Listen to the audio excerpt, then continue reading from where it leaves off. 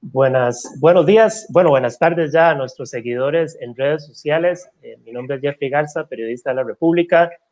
Hoy tenemos el agrado de tener como invitada a Victoria Di Gioacchino. Ella es directora de impuestos de la firma PLP. Y bueno, ella viene a iluminarnos sobre un tema que ha inquietado a muchos usuarios de servicios de alojamiento en línea durante los últimos meses, y es la doble retención que hace el Ministerio de Hacienda sobre el impuesto digital para servicios, el impuesto transfronterizo de servicios digitales. Hay varias plataformas que están reportando problemas con esto y obligan al usuario a después a tener que reclamar un reembolso ante el erario en este caso. Bueno, por aquí la experta es Victoria, bienvenida. Muchas gracias, Jeffrey, ¿cómo está? Todo bien, muchas gracias. Entonces, Victoria, ¿qué tal si nos hace primero un recuento de cuándo se comenzó a cobrar este impuesto? ¿Qué es este impuesto y a quién, a qué servicios se les está cobrando? Claro, con mucho gusto. Bueno, vamos a ver, este impuesto surge de la reforma del 2019, que entró el 1 de julio del 2019, que creó el impuesto al valor agregado. Si recuerdas, antes teníamos un impuesto sobre las ventas que se transformó en un impuesto al valor agregado y entró en vigencia el 1 de julio del 2019. La ley del impuesto al valor agregado incluye a los servicios digitales transfronterizos, que son los que recibimos de plataformas, ya sean servicios de streaming, de música, hospedaje, servicios de transporte, etcétera, a través de las aplicaciones. Entonces, se incluyeron estos servicios como servicios grabados cuando se presten en el territorio nacional, es decir, cuando vayamos a utilizar ese servicio en Costa Rica. Ahora bien, la legislación estableció que se tenía que reglamentar cómo se iba a aplicar el 13% del IVA sobre estos servicios. Entonces, aun y cuando el IVA entró en vigencia el 1 de julio, pasó cerca de un año, si no me equivoco, antes de que la Administración Tributaria emitiera la resolución que establecía cómo se iba a gravar el servicio prestado por plataformas digitales. Y se creó una lista de plataformas a las cuales se les iba a aplicar el impuesto. Entonces, esta resolución que la Administración Tributaria emitió establece dos métodos para poder cobrar el impuesto. El primero es la inscripción voluntaria de las plataformas digitales y la segunda es la retención por parte de los emisores de las tarjetas de crédito o de débito, que estos serían los bancos locales que nos entregan las tarjetas, ¿verdad? Al día de hoy no hay ninguna plataforma inscrita, esto por un tema, me imagino, un tema burocrático de la Administración Tributaria que estableció una serie de requisitos que en muchos casos se vuelven prácticamente imposibles de cumplir para las plataformas para poder inscribirse. Entonces, básicamente, todo el cobro se está realizando a través de los emisores de las tarjetas de crédito y débito. Entonces, por ejemplo, cuando vos utilizás un servicio de transporte o de hospedaje o un streaming también, pero aquí hay que hacer la diferencia, hago un paréntesis, que el tratamiento o la forma en la que funciona una plataforma de streaming es diferente a una plataforma de transporte o de hospedaje. ¿Por qué? Porque el streaming es un servicio directo, ¿verdad? Vos, por ejemplo, te inscribís en Netflix, en Apple TV, Spotify, etcétera, y pagás un monto mensual y recibís un servicio directamente de esa plataforma. Lo que son plataformas de hospedaje o de transporte o de comidas también, en realidad es una comunidad que conecta a un usuario y a un proveedor del servicio. Entonces, no estás recibiendo el servicio directamente de la plataforma, sino de un tercero.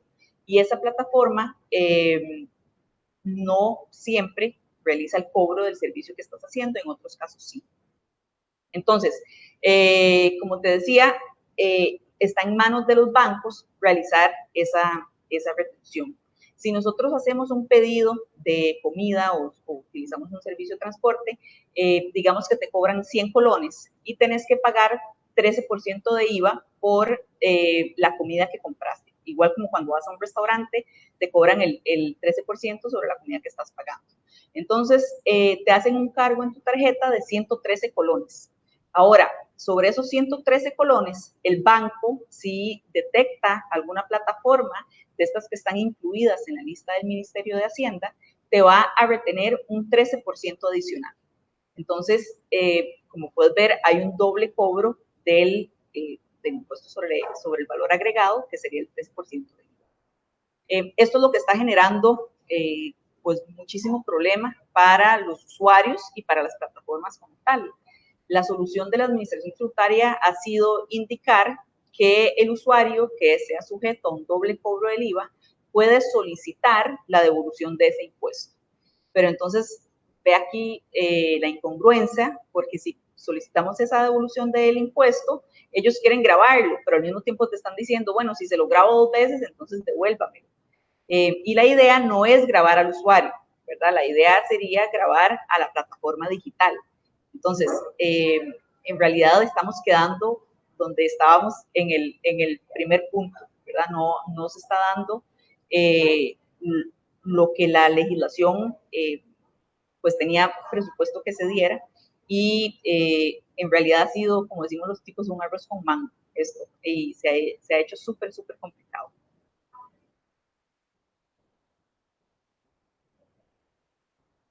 Disculpa, Jeffrey, no te estoy escuchando. No, perdona. Ahora sí. Perdona. ¿Cuál es el problema de que exista una doble retención? ¿Cómo afecta al usuario? Ok, perfecto. Bueno, primero te está saliendo más caro el servicio, ¿verdad? Si ya estás grabado con un 13% cuando adquirís un servicio de alimentación o un servicio de hospedaje, por ejemplo, si vos haces una reservación en línea, tu servicio de hospedaje está grabado con un 13%. Entonces, si el banco sobre esos, volvamos al ejemplo original, si vos estás pagando 100 de hospedaje y 13 de IVA, y sobre esos 113 te cobran un 13% adicional, estás pagando un impuesto 2 veces que no tenés que pagar. La resolución de servicios transfronterizos, en realidad, la intención que tiene es gravar a la plataforma, no gravar al usuario, ¿verdad? Y en este caso, es el usuario el que está sufriendo ese doble cargo.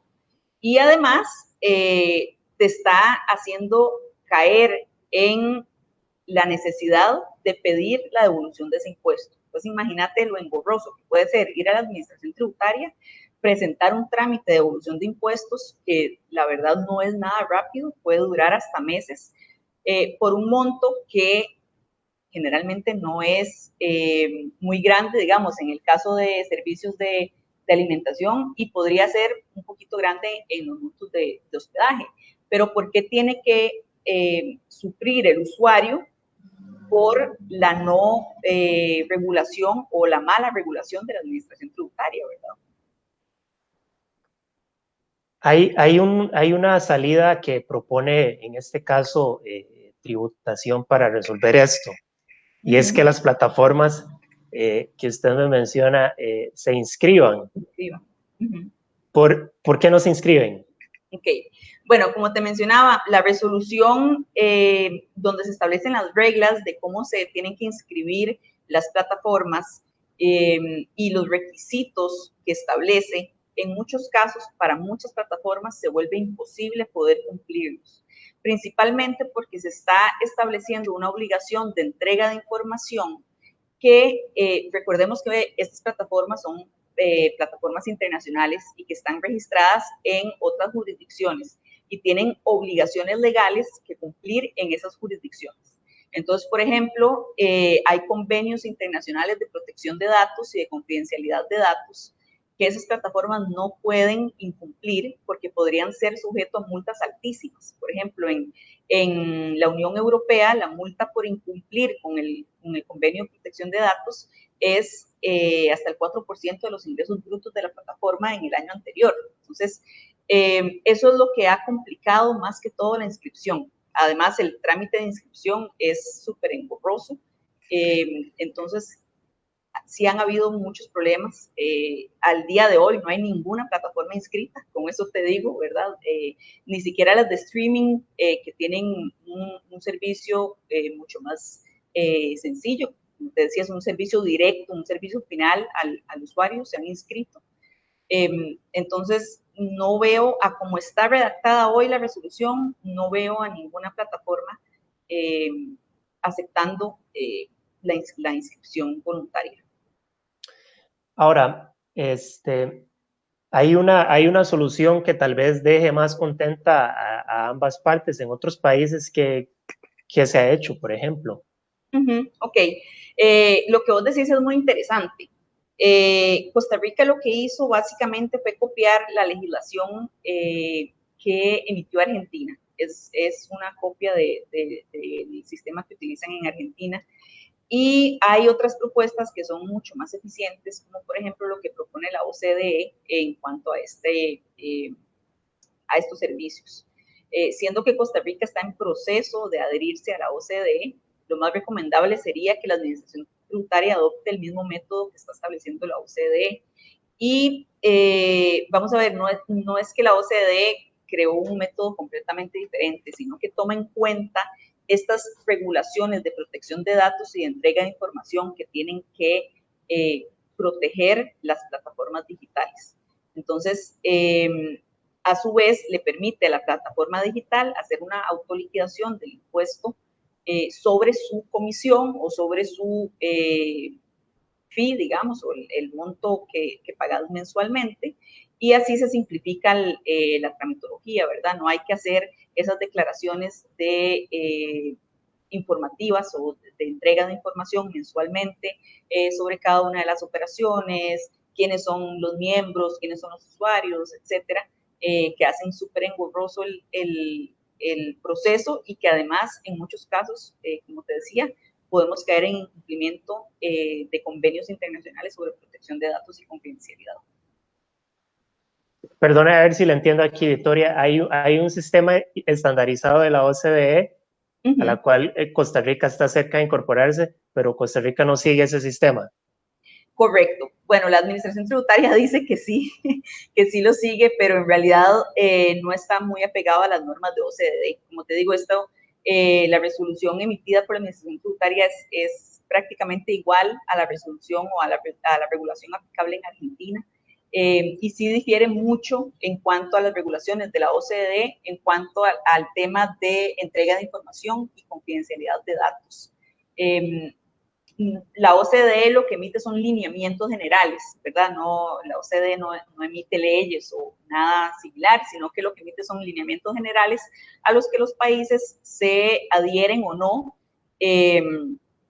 para implementar en su legislación local, ¿verdad? Entonces, lo ideal sería que pudiésemos adherirnos a los lineamientos que está emitiendo la OCDE.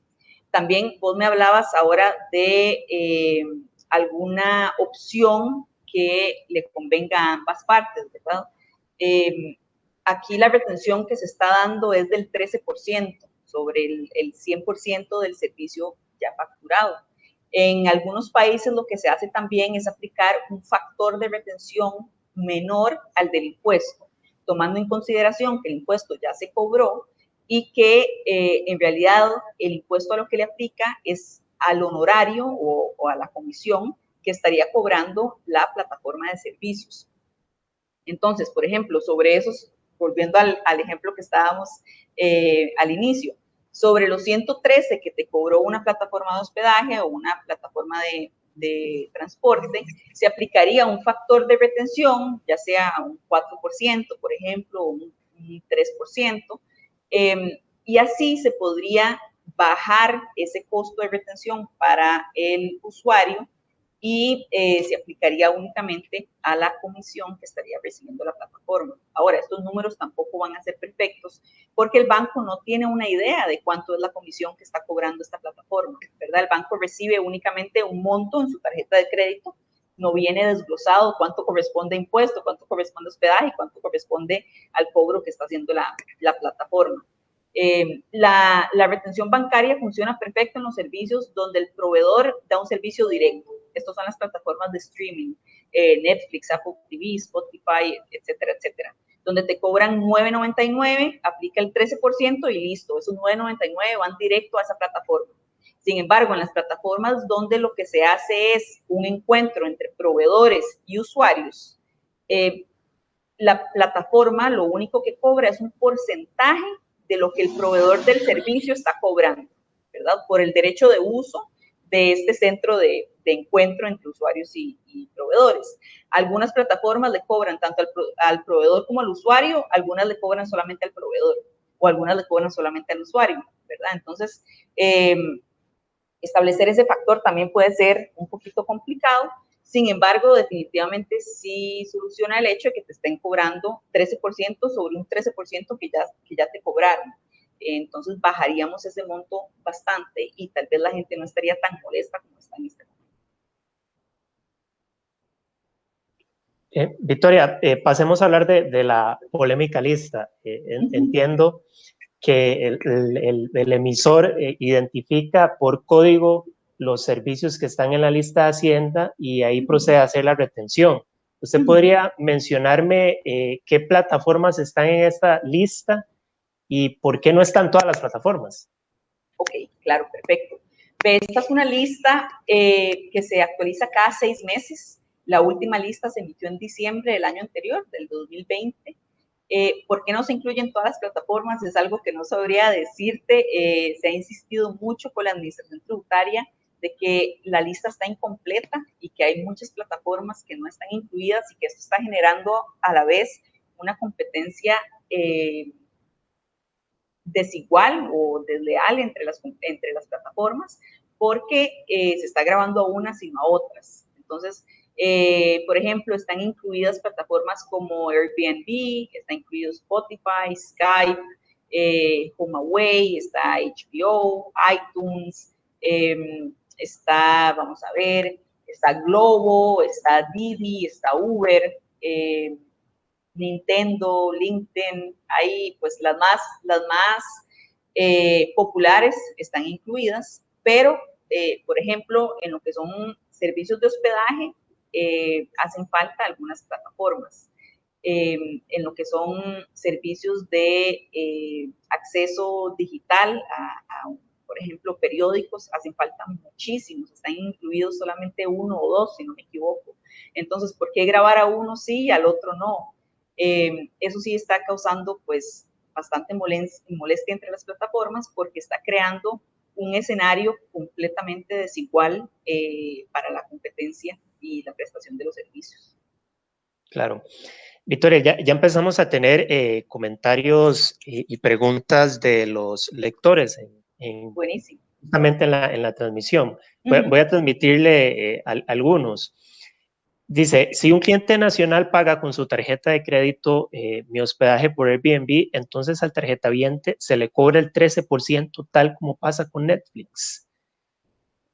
Y si se le cobra, yo realizar mi factura electrónica con IVA, el cliente entonces deberá reclamar la devolución del IVA. Correcto. Nos pregunta don Wilbert.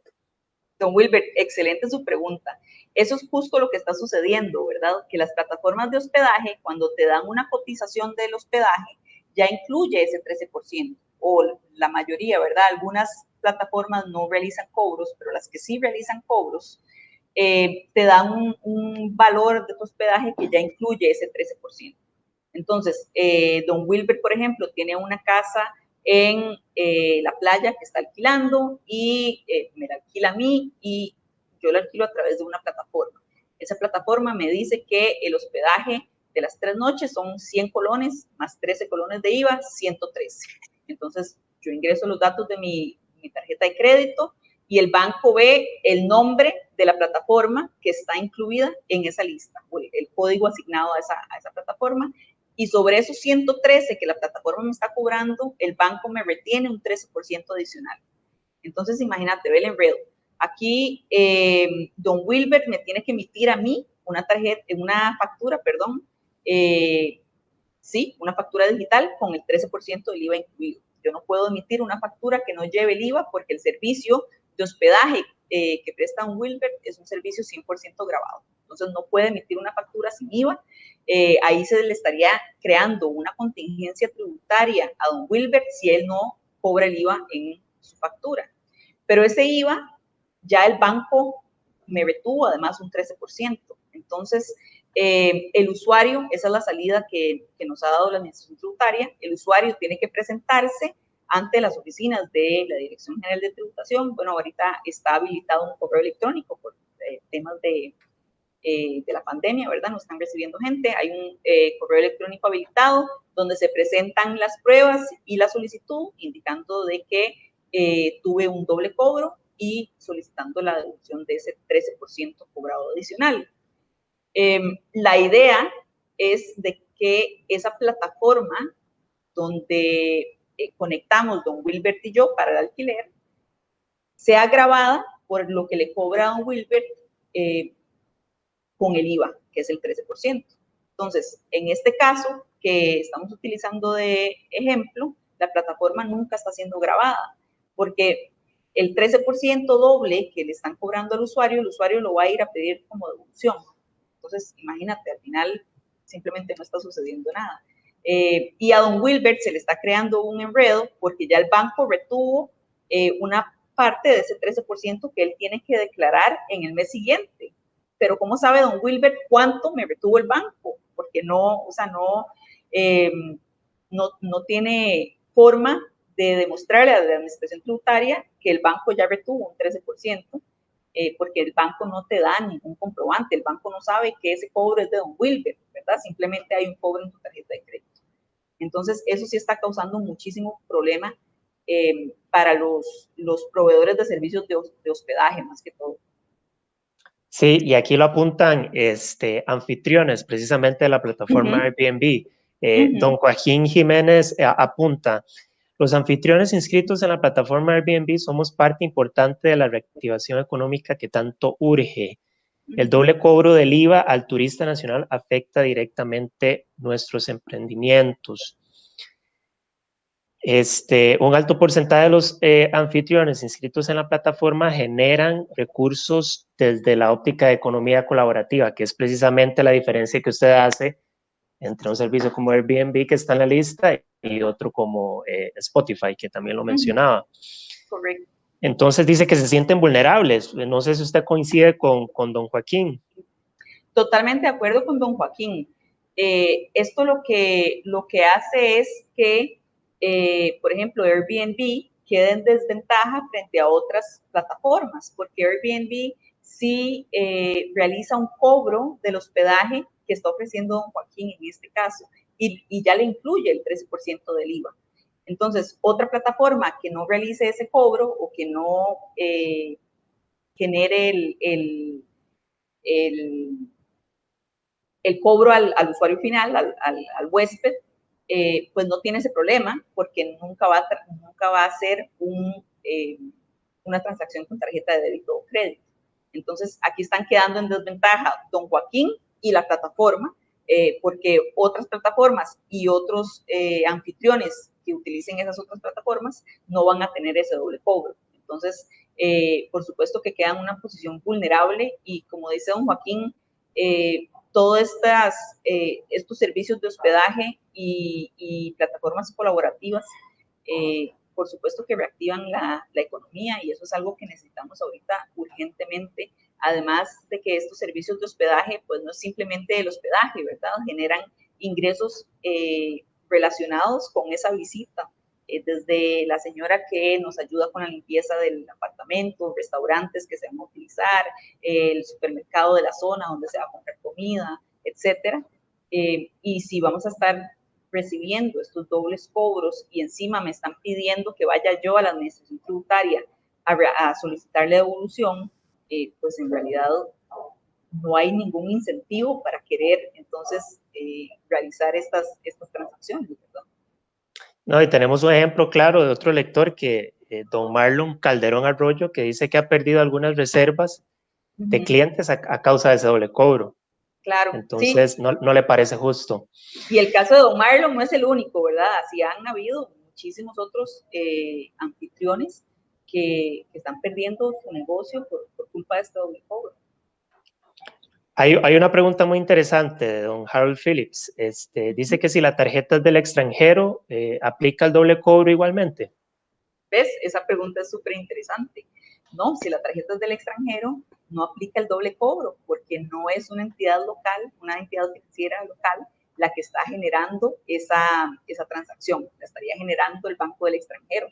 Entonces, mucha gente a lo que ha acudido es a eso, a tarjetas de crédito o débito del exterior. Sin embargo, no todos tenemos el acceso a un banco del exterior, ¿verdad?, para solicitar una tarjeta de crédito o débito.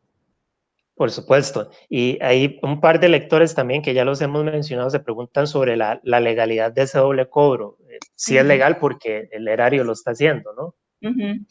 Bueno, vamos a ver, ahí podríamos decir y hablar horas de eso. Definitivamente hay una doble tributación y en materia de derecho tributario hay un principio que se llama el principio de doble tributación, que lo que establece es que no puede haber una doble tributación sobre el mismo ingreso. Entonces, pues sí, bueno, ahí hay mucha tela que cortar, pero definitivamente no creo que lo que esté haciendo el erario sea lo correcto. Es un debate para otro Facebook Live. Correcto, sí. Victoria, de verdad agradecerte el espacio para aclarar un tema que definitivamente puede agarrar ahí descuidado a más de uno, ¿verdad? Que tal vez tengan sus planes reservar por medio de plataformas digitales y se lleve la sorpresa de que tiene que pagar doble IVA, ¿verdad? Claro. Bienvenida cuando quiera a la República. No, muchísimas gracias, Jeffrey, por el espacio y encantada cuando gusten. Hasta luego. Hasta luego, Jeffrey, un gusto.